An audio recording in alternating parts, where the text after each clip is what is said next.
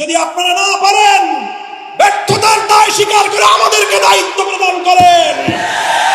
আমরা হরমুজ প্রণালী থেকে বাংলাদেশের তেলবাহী জাহাজ মুক্ত করে বাংলাদেশের জ্বালানি সংকট নিরসনে ভূমিকা পালন করতে প্রস্তুত রয়েছে। বাংলাদেশের বর্তমান সরকারের কূটনৈতিক ব্যর্থতার কারণে হরমুজ প্রণালীতে বাংলাদেশের তেলের জাহাজগুলো বারবার আটকে যাচ্ছে। বন্ধু প্রতিম দেশ ইরান বাংলাদেশের সঙ্গে বন্ধুত্বের হাত বাড়িয়ে দেয়, কিন্তু বাংলাদেশ চরমভাবে কূটনৈতিক ব্যর্থতার পরিচয় দিয়ে এখনো পর্যন্ত হরমুজ প্রণালী থেকে একটি জাহাজ অবমুক্ত করতে পারেনি। যদি আপনারা না পারেন, ব্যর্থতার দায় স্বীকার করে আমাদেরকে দায়িত্ব প্রদান করেন।